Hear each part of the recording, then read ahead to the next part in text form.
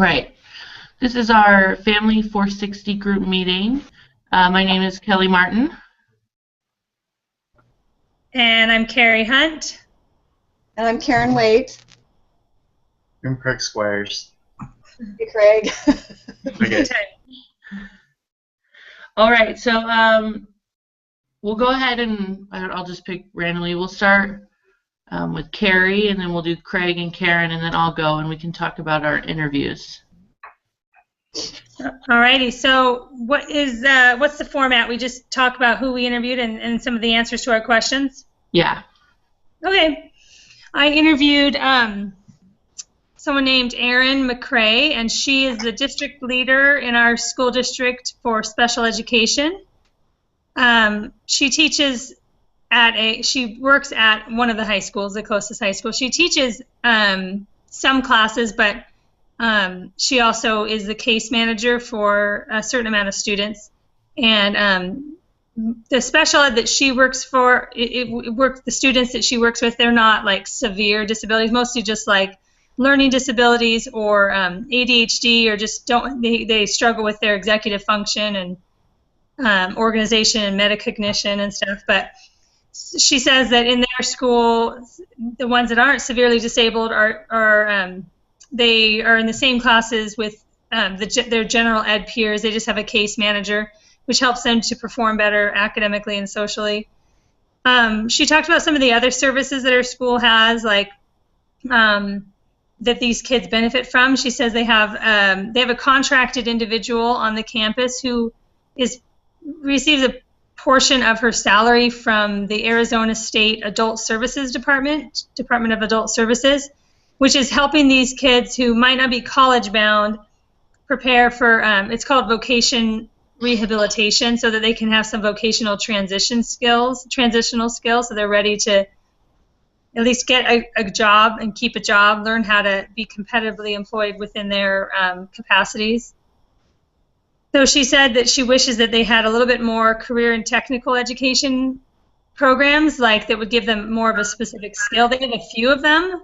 They have like cosmetology and culinary at their high school, where you can graduate with a little certification. And they also have, I think, a program like a medical assistant. They have a few of them. They have like cosmetology and culinary. Oh no! Are you hearing the echo? Yeah, I can do that. Can you guys all mute, maybe? Mm-hmm. They have a few of them. Okay, is it echoing now? No? Okay, we'll try it again. I'll just keep going.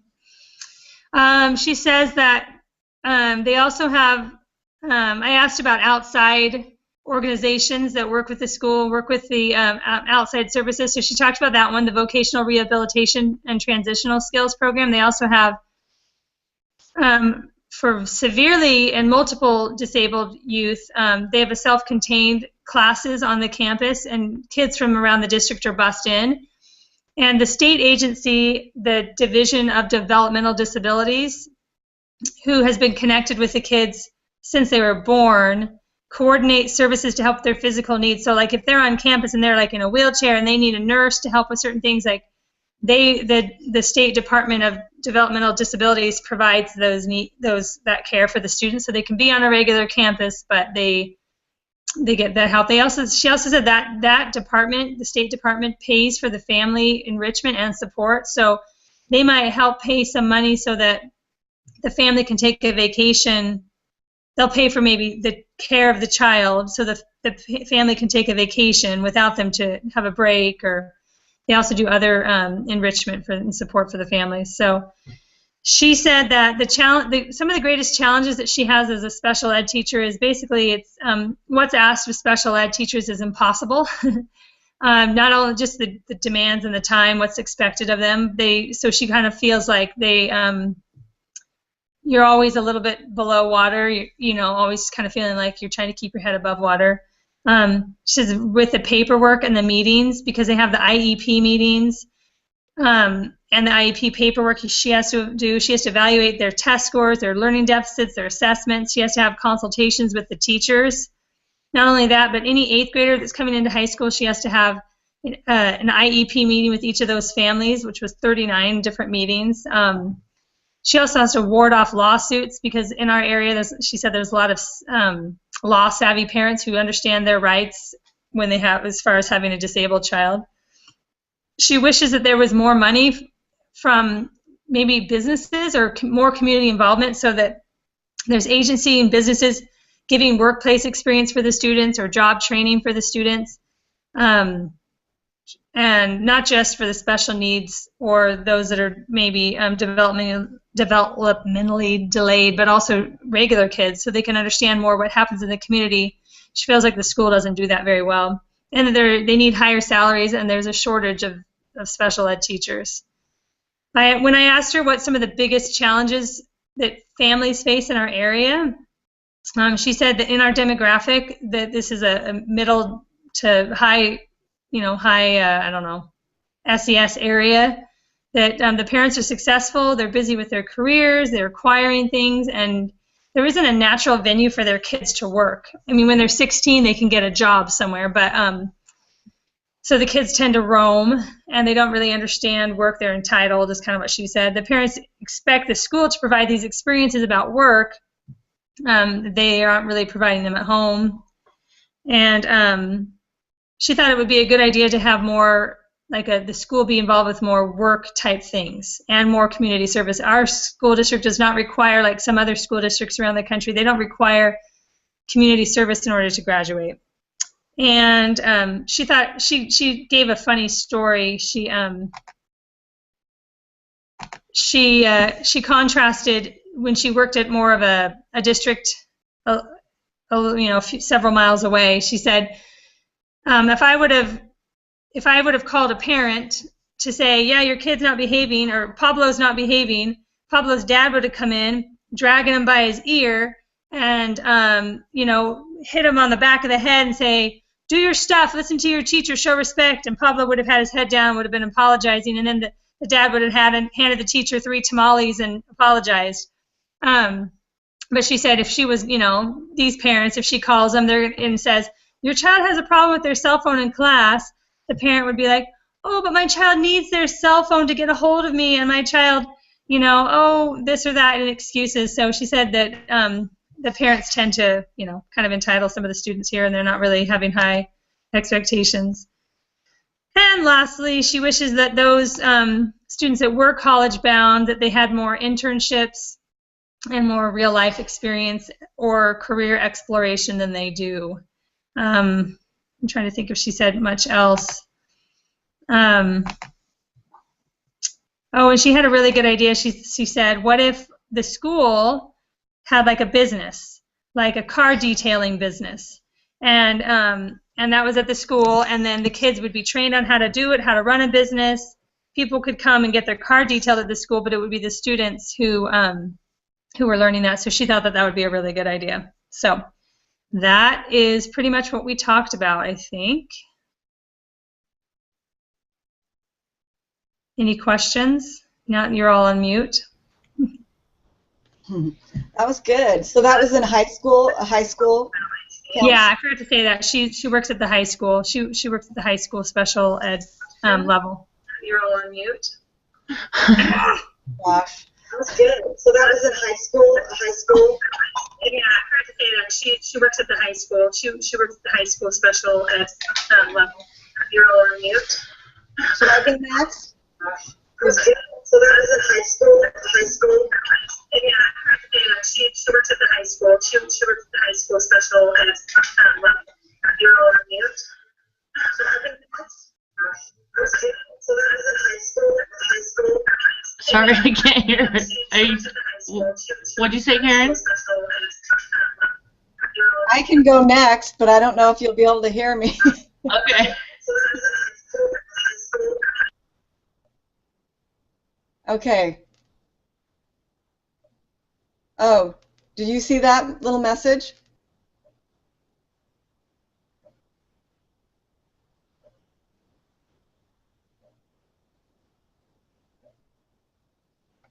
Okay, should I just go ahead and go?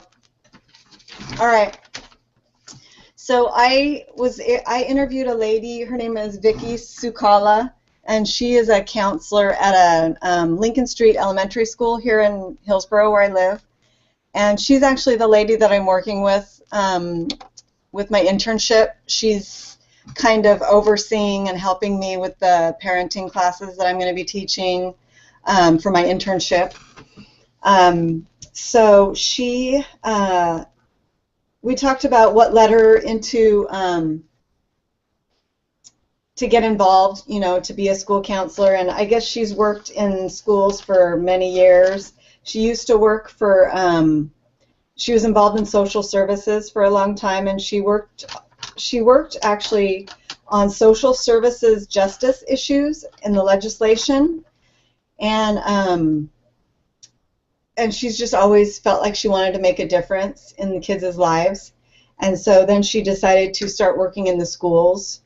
And because she really feels strongly that children, you know, in order to succeed in life, they need to get in as early a start as possible and to have the best chance at succeeding. And as far as the problems that she sees in this community, the biggest problems are that the school district that the school is in is the school has a very high population of Mexican children, and their parents are you know, like migrant workers and stuff, and so there's a lot of poverty and below poverty, and there's a lot of homelessness. They have kids that come to the school on and off because depending on where they're living, and there's just a lot of need. This school is actually a pretty new school, but there's just so many needs that they have as far as like snacks and like they're doing this backpack. I can't remember exactly what they're calling it, but they're collecting stuff for backpacks for kids, you know, with school supplies and things in it. You know, and kids come to school and their clothes are tattered, and there's just so much poverty, and they're having a big problem right now with kindergartners. They have so many kindergartners, and the kindergartners are not ready to be in school. Like, they're not being, you know, taught at home, and so they have all these little kindergartners, and some of them are like running off, and they have to, like, they get lost in the school, and so they're trying to find them. And in fact, when I was there, she was getting a bunch of phone calls because there was a little kindergartner that was lost in the school somewhere. They didn't know where she was, and because they just run off. And so they're not, you know, they're not taught anything at home as far as, you know, sitting down, listening to the teacher, and sitting still, and things like that. And so they're having a lot of problems trying to meet the needs of the students in their school, and they have a lot of need as far as helping to connect the families to services that they need, because a lot of the families have multiple things that they need, like you know, they're having health issues, or they're homeless, or they don't have enough food, or their kids are having academic problems. And so it seems like there's more than one barrier between them and the help that they need, and a lot of them like have transportation problems. And so she just feels like she wishes there was some way that it was easier for the parents to get access to what they need for their kids. And then let's see.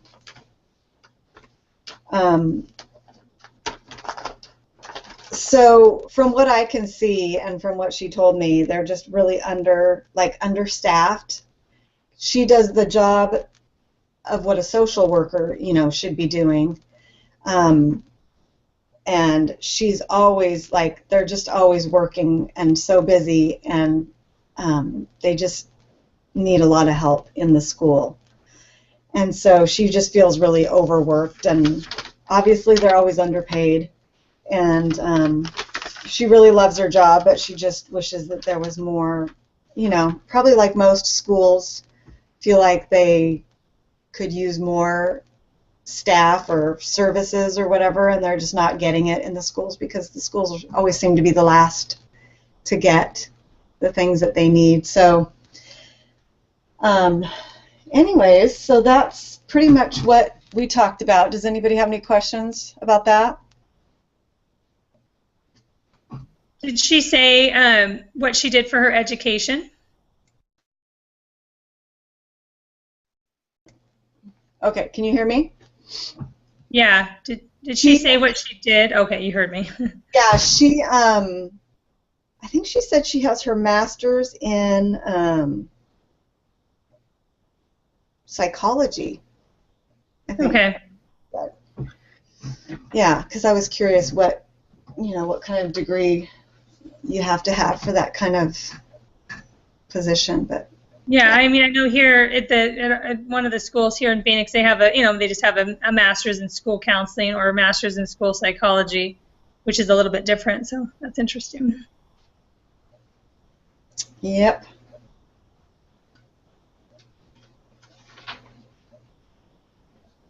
Before Craig goes, I think I'm gonna turn this one off and start a new one, and I'll just post 2 links, and we'll see if that helps. Wait, are you guys still hearing the echo? Because I'm not. I'm not hearing anything. Oh, then it's just me. Oh, so you're hearing it? Okay. Well, whatever Yeah. you want to do. Okay, that's well then fine. if no one else is hearing it. I'm not hearing anything. Oh, now I am. I can hear it now. I'll Oh, mute it. No, it's because I have headphones on, but I'm the only one who's hearing it, and I'm wearing the headphones.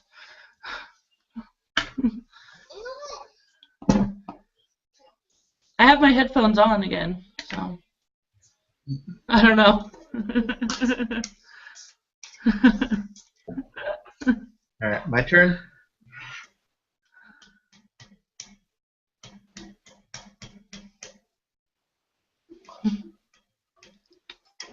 I don't know. What do you guys Okay. want me to do? Okay, go for it, Craig. Do you still hear an echo, Kelly? Just a little bit. Okay. Yeah. Go ahead, Craig. Okay. I decided to do something different this time for my interview. And I didn't really go face to face with a person, but I sent an email to the head guys of the YMCAs here in the Valley, and they connected me with the right person. And in my email I asked if they could connect me with somebody that was in charge of the youth programs and things like that in the area in our Treasure Valley. And they connected me with a guy named Eric, and I didn't have a chance to ask where he went to school, what he got his degree in. But he is in charge of the programs for the youth here in the Valley. And I asked him briefly what the purpose of the YMCA was, and he told me that it's to strengthen the foundations in the communities, and just by developing the successful youth and promoting healthy living, and then to instill in those youth the social aspect of the responsibilities. And then I asked how they did that, and he said they plan out before and after school programs, sports, some fitness classes, different fitness activities like challenges. They do art, they do education, and they have summer camps, week-long camps, after-school camps, and they have little leadership spots where they go and do Boys State and things like that. I asked him how he got involved in such a thing, what made him go toward that way. And he said that he didn't have really a very good upbringing when he was a child, and he wanted the youth to have a better future and better. I mean, he has a good future, but a better situation for them to grow up in. And so he kind of took this and ran with it. And so I asked him 2 other questions. I asked them, what do you guys specifically do to promote socialization? And they have in their place, it's like an actual room in all of the YMCA's here in the Valley. They have a room just specifically for teenagers, where they have like pool tables, they have like foosball tables, ping pong, things like that, and they have video games they can play together. And it's just a place for teens to go, and they have like a snack every day that was donated by somebody in the community, like a business or something has adopted their place. They have a snack, and they have really cool staff that are in there to kind of promote good socialization and good talking and make friends and things like that. And then I asked, do you guys incorporate the 3 styles of play? The modern that we learned in chapter 10, the modern, the traditional, and the other. You guys know what I'm talking about. And he said that yes, they do. They do that. I'm going to look up the styles here once again so I can remember. It's kind of convenient that I have the actual textbook for my other class.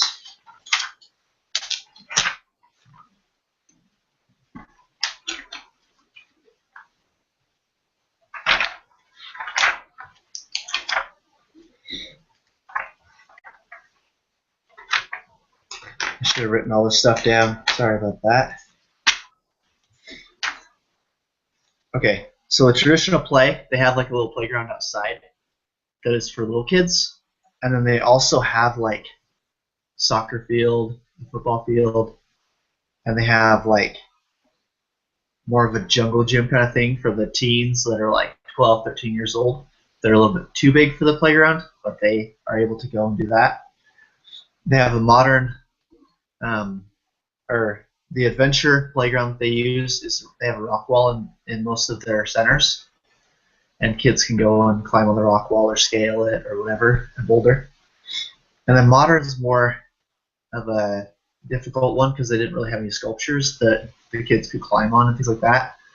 And so they had like basketball courts and like fitness classes that were more geared toward teenagers and more fun, like dance classes and things like that.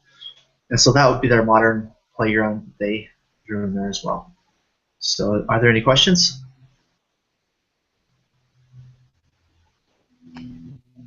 Great, Craig, do you live in Boise, or where do you live?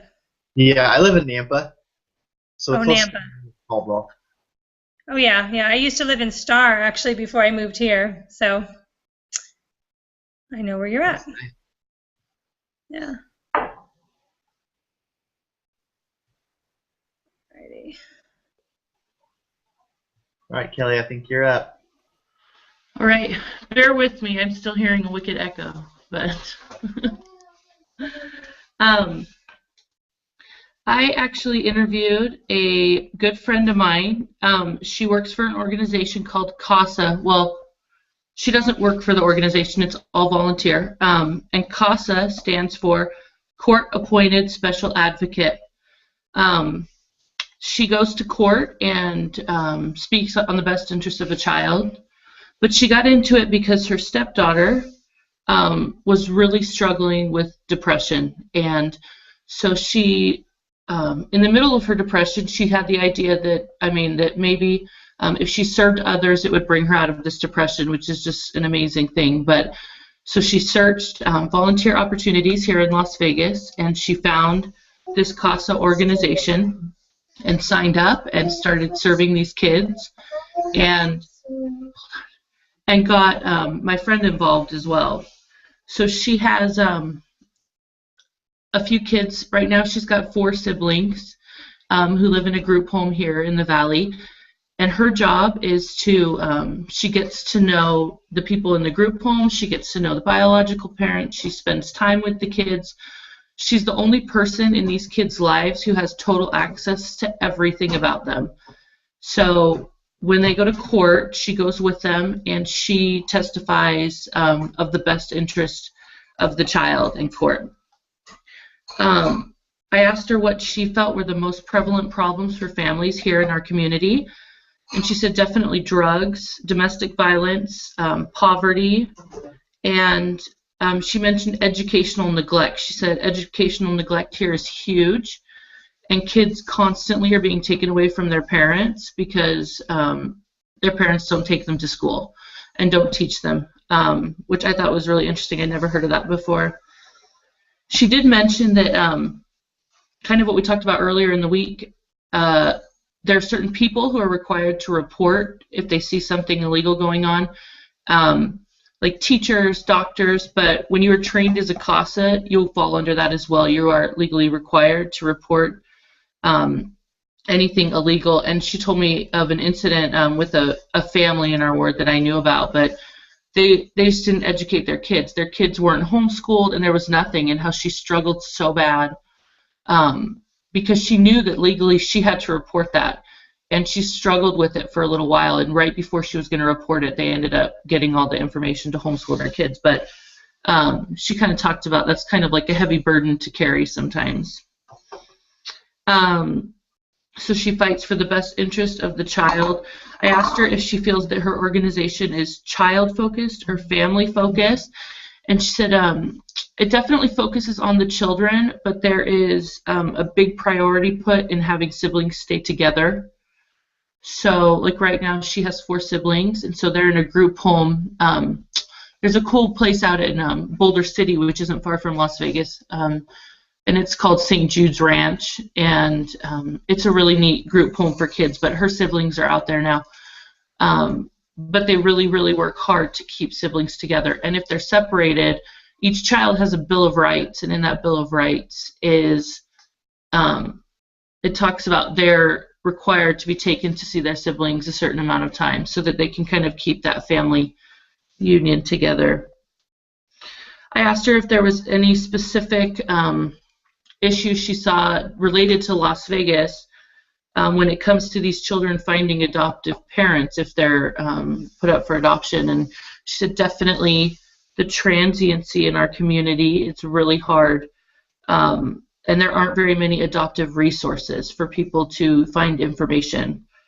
And there's a lack of understanding, and she used the word kind of like ignorance. There's a, often people think someone else will do it, someone else will help them, because people are kind of stuck in their own little worlds and not really reaching out to others. So I asked her what she thinks could be done to raise more awareness for these children and support for the organization she works with, because it is a volunteer organization. All the people who are court-appointed special advocates, they're all volunteers. They don't get paid for their work.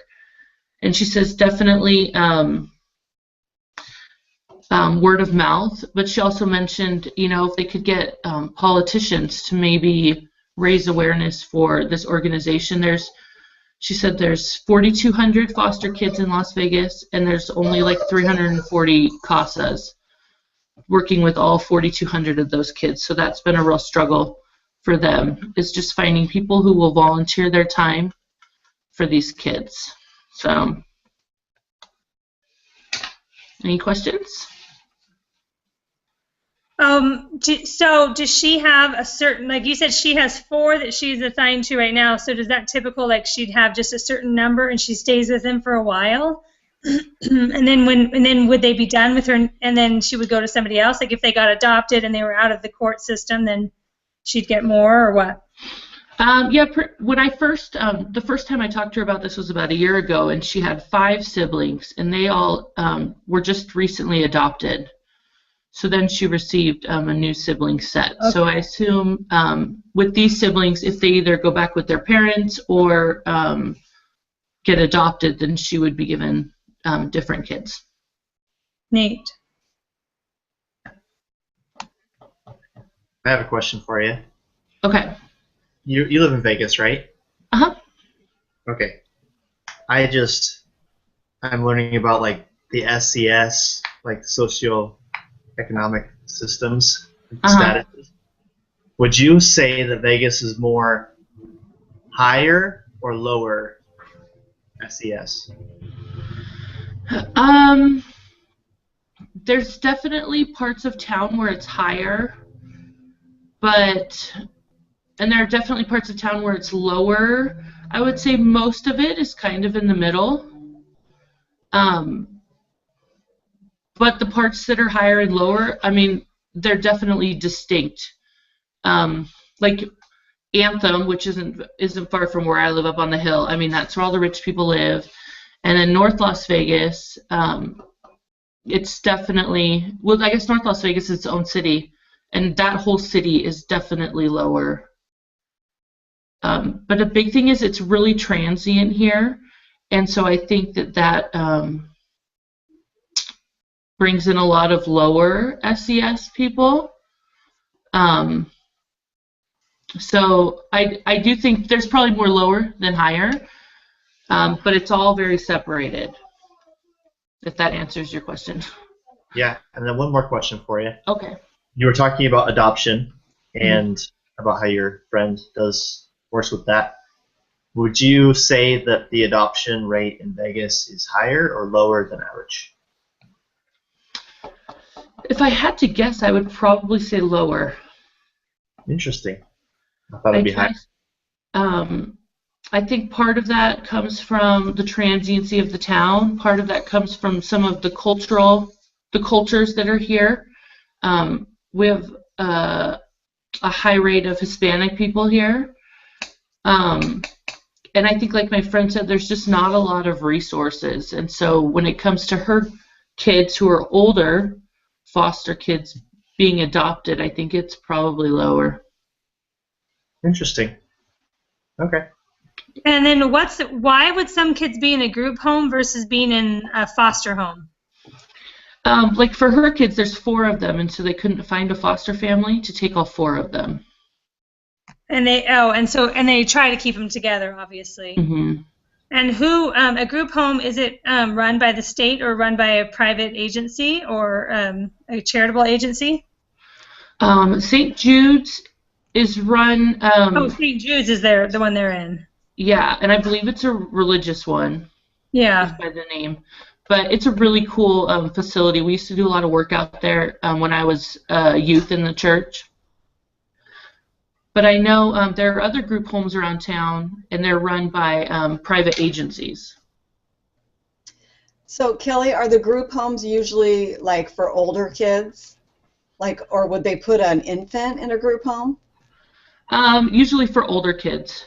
That's what I thought. Okay. Yeah. Well, that's cool that they do that. Yeah. It's a really cool organization. I'd love to volunteer one day when I don't have so much going on. Yeah. Who knows? Maybe you could get a job or is it all volunteer? Is there? I'm sure they have paid people who work and coordinate everything. Yeah. Yeah. Well, that's neat. All right. So I think we did great. Okay. Anyone have anything else they want to add? I don't think so. Sign off? So I think that's it for me. Okay, good job, everyone. Next week we have to do a website some sort of social media page. Is that what we have to do? We were supposed to talk about that a little bit? I don't know. Why don't you stop recording it, Kelly?